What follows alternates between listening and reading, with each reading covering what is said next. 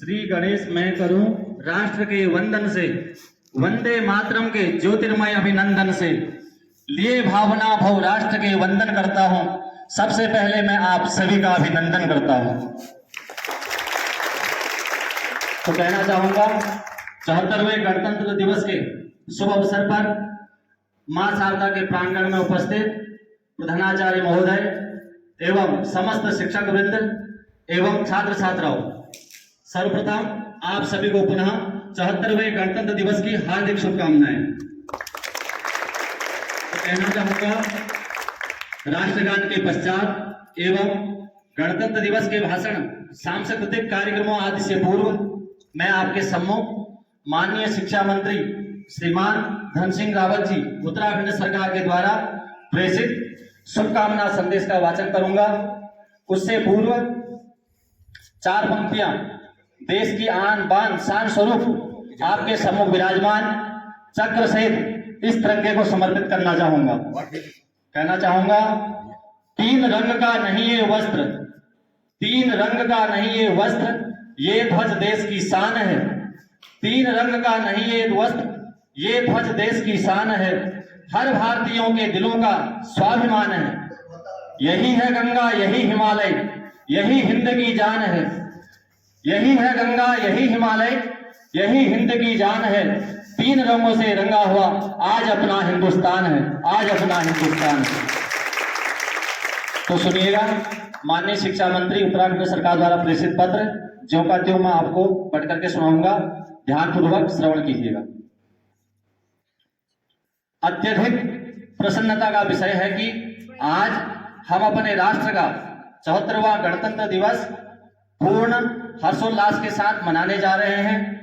इस महत्वपूर्ण दिवस के अवसर पर विद्यालयी शिक्षा में कार्यरत समस्त शिक्षकों, कार्मिकों, अभिभावकों, शिक्षा अधिकारियों तथा छात्र छात्राओं को गणतंत्र दिवस की अत्यंत शुभकामनाएं। गणतंत्र दिवस समारोह हमारे देश के मजबूत लोकतंत्र एवं संविधान के निर्माण एवं स्थापना की याद दिलाता है।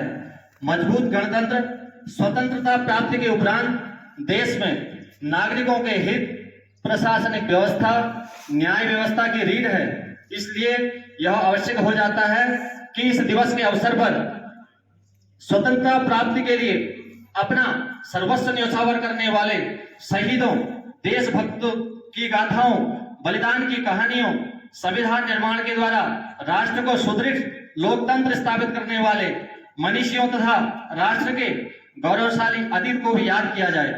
यह हमारे राष्ट्र की मजबूत गणतांत्रिक व्यवस्था का ही प्रतिफल है कि हम निरंतर राष्ट्रीय एकता को सुदृढ़ करने के साथ साथ प्रगति की नित नई ऊंचाइयों को प्राप्त कर रहे हैं।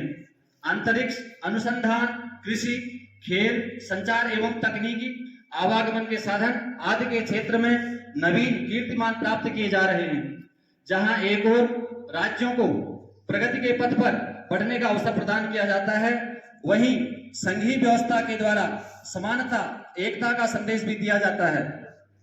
मजबूत लोकतांत्रिक व्यवस्था एवं संविधान की समुचित समझ विकसित किया जाना हमारे शैक्षिक संस्थानों के माध्यम से ही संभव हो सकता है।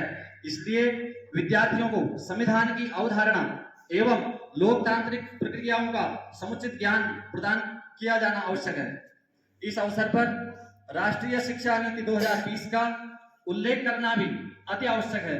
इस नीति के माध्यम से जहां एक ओर शिक्षा व्यवस्था को सुदृढ़ करने के अवसर प्रदान किए गए हैं, वहीं दूसरी ओर छात्रों के सर्वांगीण विकास हेतु पूर्व प्रारंभिक शिक्षा में बाल वाटिकाओं की स्थापना, प्रारंभिक शिक्षा की अनुभव आधारित ज्ञान की व्यवस्था, माध्यमिक स्तर पर विषय चयन की स्वतंत्रता, तकनीक ज्ञान तथा व्यावसायिक शिक्षा आदि प्राप्त करने के समुचित अवसर प्रदान किए गए हैं।